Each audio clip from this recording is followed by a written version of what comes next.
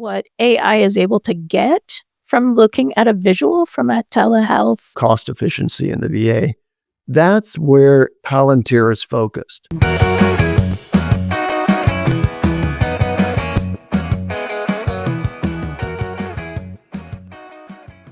Hey, what's going on, everybody? It is Monday, November 11th, 2024, and you are watching and listening to the Daily AI Show Live.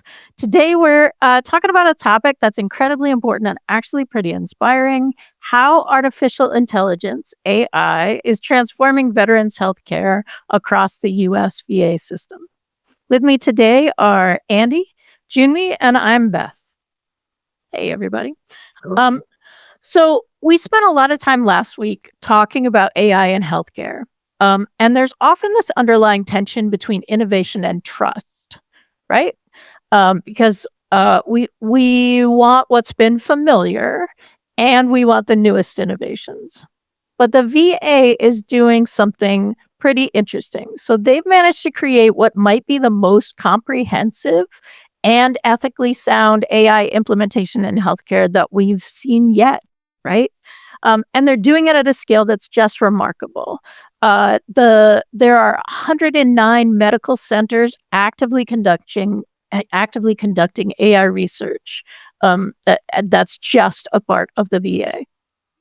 And they have a Reach Vet program that's helping them identify veterans who might need help even before they reach a crisis point and start communicating that they're aware that they need help, right? And that's not just innovative, that's literally saving lives.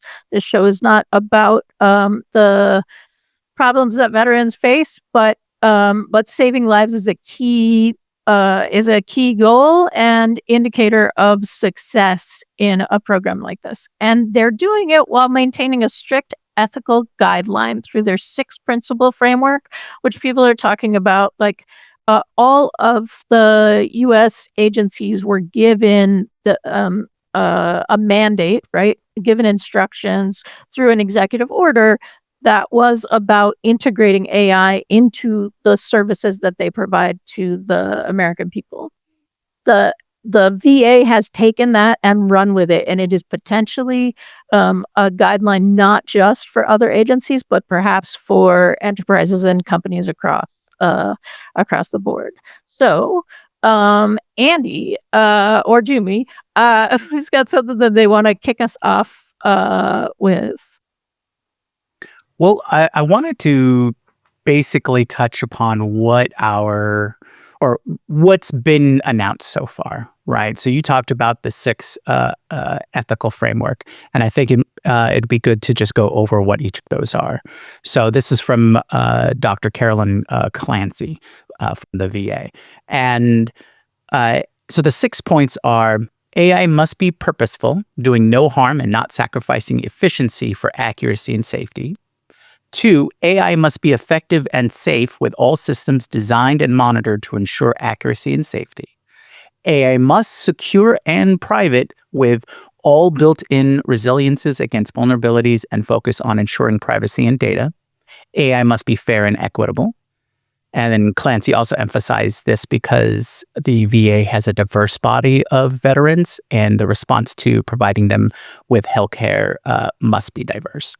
AI must be transparent and explainable, and AI must be accountable and rigorously monitored. And this comes from GovCIO. So from reading this, I think it's a great framework. It incorporates a lot of the data privacy and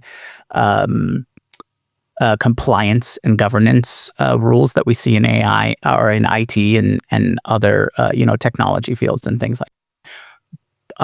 I do like a couple of the references to fair, equitable, accuracy, and a key one was the transparent and explainable. I think it helps everyone understand going in if you can explain even every part of it. So, and I know that's been a gray area in the past. Yeah, it's the first time that I've heard any context about implementation to put it so clearly, right? Unlike everybody's, you got to say you need to be transparent, but particularly in healthcare, the ability to explain so that people understand, right? It's not just the explanation; it's the other side of the explanation. It's only an effective explanation if you've actually explained in a way that other people can understand, and I find that really, uh, uh, you know, now that it's there, it's obvious it should be there, but that is missing in a bunch of the transparency conversations. Yeah. So, why does it make sense for the VA to be a leader at the vanguard of implementation of AI? Well, one of the largest areas, as Beth mentioned, for application of AI is in decision support for healthcare. To do decision support and to train AIs to do that, you need to get a lot of data into the training set. And if you've looked at the hospital systems around your own community, there's probably several. They don't really share that much information. What you have in the case of the VA is an integrated healthcare system with over 9 million patients and 120,000 clinicians. So you've got the right ingredients for the data collection, and they've already started that. There are many data initiatives within the VA in the Office of Research and Development, which has a new division as of 2021 called the National AI Institute. And that is a part of the Office of Research and Development within the VA. And they're launching a bunch of different pilots. But I want to use the term launching because most of the work that they do is around policy and around the definition of the research and development that will be done. But they're actually leaning heavily on external resources to actually implement those things. For example, one of their largest initiatives is actually done with Palantir, which is the military and defense plus government-oriented AI leader out there. Although OpenAI has just recently gotten some additional authorizations for the use of their systems in government in the United States. So there's going to be other players who are involved, but Palantir has been there for a while already within the VA. And so then they're going to access a lot of data and put it in the Palantir systems, I'm sure. They've already gotten over 1 million genomic donations, meaning VA patients among the 9 million have voluntarily provided their DNA for analysis and correlation with the electronic health records that the VA has. And this is obviously an area where AI is going to be very important in trying to do the analysis of such a large data set. They also have 10 billion medical images. So an obvious one that we've talked about before is AI-assisted image interpretation when you do a diagnostic based on medical imaging, whether that's a CAT scan or an MRI or just as simple as an X-ray. Okay, so AIs can be trained on those 10 billion medical images, and so you get the picture of a very, very rich field of endeavor here for AI applications. And in response to the executive order that was issued to, move forward with AI, the VA has definitely put the systems in place.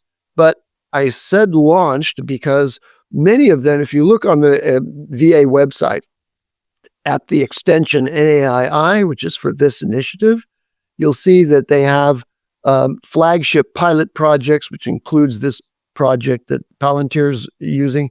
They also have a complete listing of all the ideas that they have for application of AI. And it's called the AI inventory. So if you look at the AI inventory, many of those are just the stub descriptions of researchers and researchers that they're collaborating with in various academic institutions to use the VA data and the access to patients in the VA system to develop AI applications. Yeah. And part of that part of what's so exciting about that is that it is such an aggregated pool of information, right? It is very likely the largest database of healthcare humans that are tracked, at least in the US. Yeah, I'm curious. the NHS in UK probably has as much, or Right. others like that. National health systems have as much data. And I'm curious. I'm a little bummed that Carl isn't here because I'm curious about are there similar kinds? Is there similar kind of information being put out from countries that have that kind of pool of data as well? In terms of the clinician number that you mentioned, Andy, 120,000. This was a thing that I did not know, that the majority of over 50%, obviously, of US doctors and nurses do some part of their training through the VA system. So that as this starts getting rolled out and being a more comprehensive implementation, that means that over half of clinicians may be very soon having this kind of AI either as part of the training itself, like the AI, like AI is in the training, or it's just another part of how the system works. Jyunmi, you were talking about the personas for how the personas are being used. Would you say more about that? That was before the show. Right, right. Well, it's great timing because I wanted to expand on what you were talking about, the different touch points of where AI is being incorporated, right? And so, mentioning personas, there's this company, Reflex AI, that's working with the VA to help train their VCLs, or veteran crisis line operators, right? And so these are the folks that need to be able to interact and perform very well to help alleviate the crisis as best they can before more long-term care and be there. But what Reflex AI is doing is it's helping expand upon the VCL training program. So what they've designed is personas that they've created to kind of represent various locales and personalities and backgrounds and things like that, to try to do a cross section of the veteran population, right? So that they can have these different personas to train with, right? And and since they have such a pivotal and important role, I think it's fantastic that they are expanding out on different ways that they can trainings. They can go one-on-one. They can see what's going to work with different personality types, and different histories like that. So I think it's very additive to whatever extensive training that they're going through, is to have these personas to work with. I'd like to make it akin to how pilots practice in simulators, right? Maybe Andy could talk a little more about that. But just the fact that they're able to create possible and probable situations and have a role to work against, as opposed to just, book learning or having a person in there. I think this just adds one more layer of complexity and training that they can apply to their position. I want to just provide a caveat. A red flag that I always attend to is just how up to date and complete is this impressive website about the NAII within the VA. And so if you go to their newsroom, you'll see that in October of 2021, they put out a press release on their new artificial intelligence strategy. And then they have a fairly long list of 21, 22 all the way up till April of 2023. They have articles and podcasts posted on the website, but there hasn't been a single entry since then. So that's an indication to me that, they made a big splash about this, and they've got long lists of initiatives that, they are planning to do, but it's not clear that there's an active and up to the minute investigation of AI that is newsworthy. So we don't know. This is a big organization and hard to peer into what they're actually implementing. But that's a big red flag for me. April of 23, that coming up on 2 years ago, is the last time they put anything in their newsroom for the NAII. So that's interesting, because then what I said at the beginning is perhaps not right, because the executive order that came out was not in April of 2023. That was a 2024 executive order. So that's really interesting. That's not something I saw in my research. So thank you. Where do we think? So I have some, I have some veterans in my family. And the story that everybody used to hear was it was really hard to get help, right? There was a lot of delay.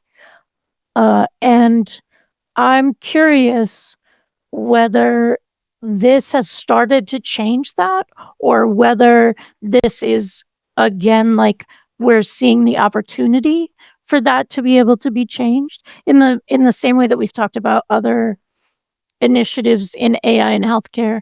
There's a certain amount of self-help that AI can offer through like a medical intervention kind of thing, both in helping assess your symptoms, right? You doing the pre-share of this is what's happening and what I want to tell the doctor, and the possibility of that being an interview back and forth, and then that being basically translated into doctorese medical language, so the doctor is understanding what you meant, right, when you were using your words to describe something that they may use other words for. Is that something that we think is potentially a part of this? Jyunmi. I hope so. I think that actually touches upon a greater issue in medicine as a whole, right? It's not just a matter of availability. It's a matter of, for lack of a better term, getting people to use it, or getting people hands-on, right? Because I certainly don't like to go to the doctor.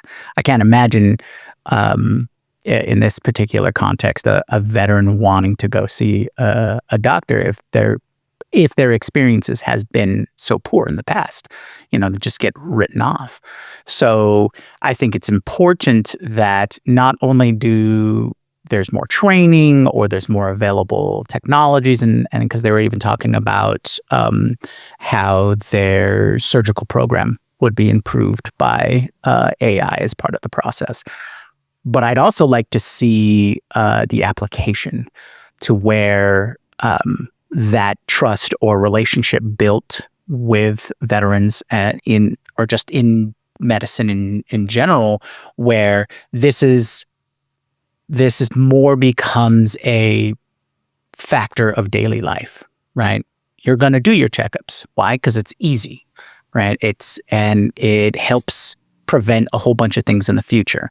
Mm-hmm. It's all about that preventive medicine and things like that. And I think a lot of that comes with expense. And I think that a lot of that comes with trying to rebuild that level of trust. Because if I think about it, and I'm not a veteran in any way, so I'm just a regular guy, and I don't want to go to the doctor because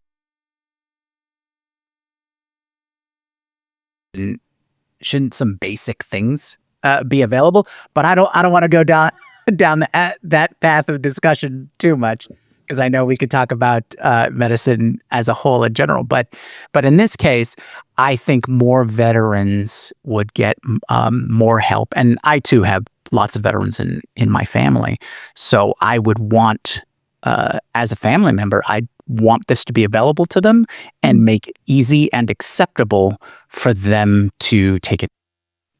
And I think that's a component that isn't talked a lot about. So yes, I would like to see that factor built out.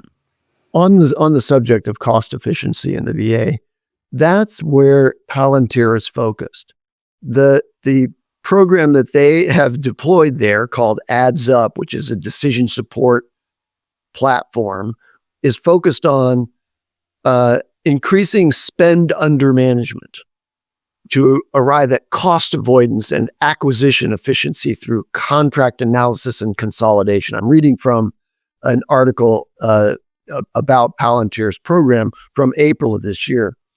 So it looks like they're working with 530 users in the VA acquisition workforce. So these are the folks who spend money for the VA in acquiring the materials and services that are necessary to deliver health services to the VA veterans. And so they've, used AI to find duplicative contracts and reduce time to perform market research and this sort of thing. And they claim that they've saved $10.9 billion of inefficient spend that would have otherwise been underway. So this contract management analysis isn't, it turns out, this is not really about how do we use AI to improve the patient outcomes. It's more about administrative efficiency within the VA. Well, that's sort of disappointing, but yes, also, I guess, not entirely surprising. One of the things that I am wondering, Jyunmi, thoughts about efficiency. I mean, efficiency is good, right? Like, yay for as long as, and I think we go back to the rule, right? AI must be purposeful, doing no harm, and not sacrificing efficiency for accuracy and safety, right? So, yes, efficiency is fantastic, and I think there is a lot of margin there that can be reclaimed through efficient process handling. Just take document processing, right? Just being able to go, does this have the right stamp? Does this have the right date? Okay, it goes from this inbox to this outbox. Right there can take, adds additional time. But if you had an AI system that could help you in your document identification, processing, and moving any claim or moving any request through, I think that would help an immense amount. Definitely have your checks and balances, definitely have your human in the loop. But if you can break down a 20-point document handing from one hand to another, process down to like 3, that could save you, loads of time, and I think in medicine, time is probably a more important factor in dealing with, especially with a crisis, but dealing with an overall health issue than other costs. So digging a little deeper into Palantir's most recent additions to the tools that they're supplying to the VA, in October, so just last month, they added a new no-code tool that enables users to build and deploy interactive assistants. They're calling them AI agents, but I'm sure these are just... Of course they are. Right. And what they have is enterprise-specific information and tools. So this is a tool that Palantir's built, I'm sure, for any enterprise. And they're using it in the acquisition professionals group. So they have now a tool that can allow them to build a purposeful assistant that's focused on searching contract information efficiently, for example. So they're not cutting edge in terms of medical advancements here using AI, But if you look at the inventory thing on the VA website, there are a bunch of different things that are very promising, but probably very early in the research stages. So my assessment overall is that the VA has a really nice, website. They have an organization internally for the advancement of AI. They have an arrangement for contract management efficiencies with Palantir.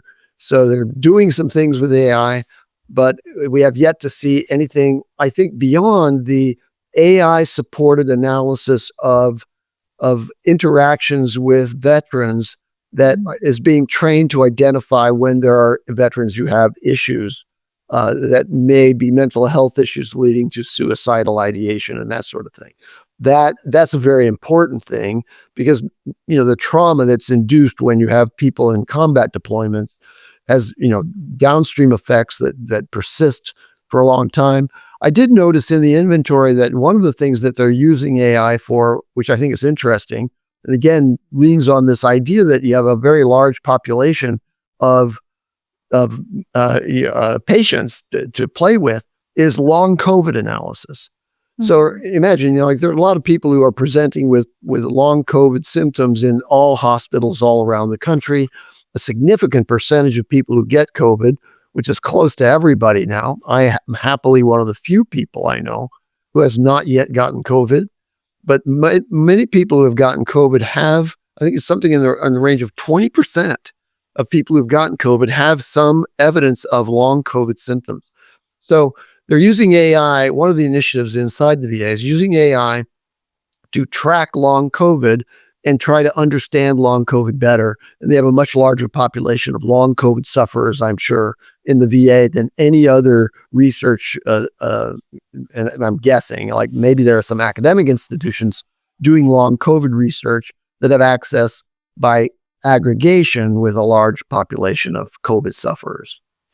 And that's a very interesting thing and something that I pay a lot of attention to too, because long COVID is also long Lyme and long insert your virus of choice here, right? Like there is a pattern of overlap in symptoms and in a certain percentage of people who contract this particular virus then have that end result. And one of the things that I think is the hope here is that the silos of data information are able to be reached a little bit, and those pieces of information, when you were looking at it as it's something that is particular for this virus or this virus or this virus, now can we do a meta-analysis of all of the information and see what is generalizable, right? And both in terms of that the conditions that lead to that seem to be viral, but also what are some of the things that seem to help? What are some of the things that seem to be long-term, something that people can engage with? Because of course, COVID does not have a super long-term tail right now because it is so recent in bodies and history, and it was a novel virus. But there are obviously other viruses that are not novel and have a much longer trail. That's really interesting. The other thing that caught my eye in terms of so now we're just talking about the potential of this, as opposed to the actual as the actual implementation, because it seems like the actual implementation is a little more pilot based.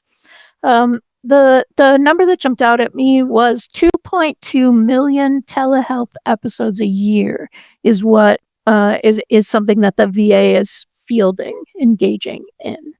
And as we have talked about the ability of AI to assess things based on a voice, based on changes in your voice, right? So there's this study that says AI is starting to be able to identify the sounds of Parkinson's maybe in somebody's voice. I'll find that article and see if I can pull it out. But it's like that kind of stuff, right? Again, because AI has the ability to parse data kind of in parse data in and assess so many more data points than we have the ability to do so. And identify correlations between knowing conditions and vocalizations of people with those known conditions, and interpret, especially if they can do comparative analysis of a telehealth episode, where 2 months ago we were talking to this patient, and here's the profile of their vocalizations, and now there's a deterioration. Ironically, just recently, because I'm, having kind of had to clear my throat frequently, someone asked me, "Are you sick?" I'm like, "No, I feel great. I'm fine, but you sound congested." And I do. My voice is reacting to this sort of, I guess it's congestion, but an AI can identify those differences in your voice and the sound of your voice, and even determine whether there are neurological issues that are underway in your voice.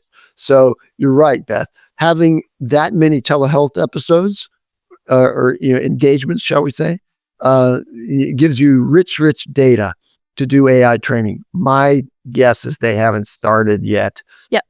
Doing that kind of AI training. Right.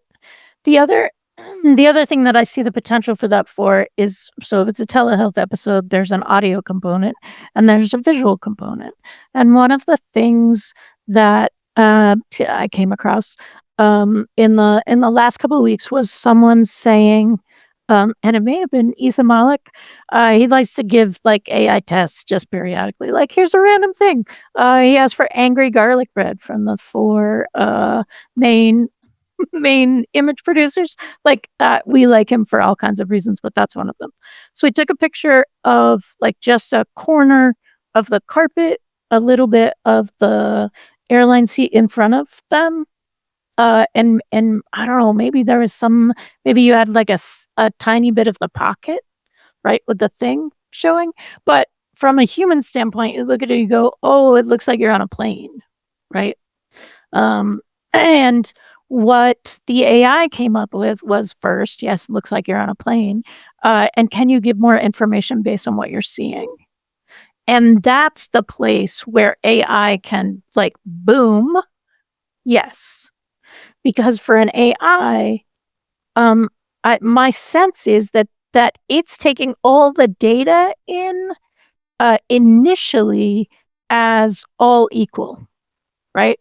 So this part of the carpet over here, or the like little edge that the carpet like goes up to I don't know, alleviate the to make room for the seat in front or something like that. All of that is equal in an importance in data. For my human brain, I'm not looking at the transition between the carpet and the seat as significant information for me, right? Like, there's a ton of things that I am not looking at and saying, wow, that's important, because of the way that I have learned to take in information that's going to give me like relevant pieces of data. And I find that really exciting, because it is entirely possible that what AI is able to get from looking at a visual from a telehealth appointment or session is so much richer than what a human could get, and so much faster to both reach that conclusion and generalize it across AIs. Right? If we decided, oh, that's very cool. Now we want, it's very cool. There's something that happens on people's right cheeks, and that's going to like tell us something here. Just imagine how long that takes to generalize that across the populations of people who are serving people in a healthcare situation, right? And the way that can almost immediately be known throughout systems that are using the same AI model.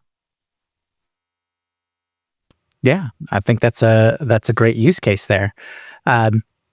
I did want to touch upon at least one last point, And that was to bring up another thing from the AI from the VA news sources that we were checking out, and that's Mission Daybreak. So the Mission Daybreak is an initiative to help bring veterans, families, and other folks in the public sphere and vendors and things like that to come up with services, programs, or processes that will help with addressing veteran issues. All right. And this is specifically about collaborating to do more suicide prevention and things like that.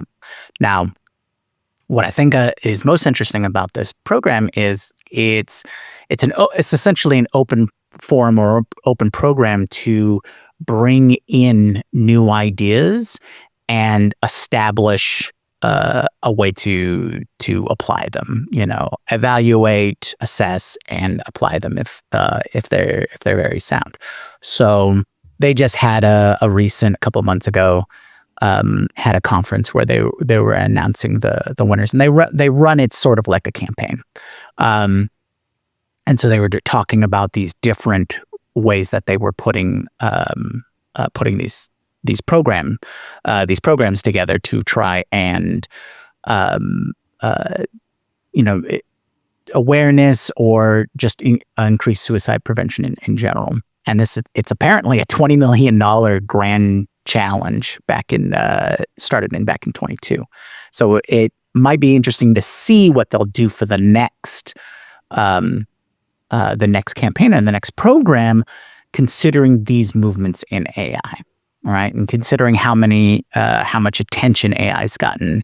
So perhaps we can all, apply our thoughts and ideas or our own personal AI towards, helping in this program. So I just wanted to highlight that a little bit.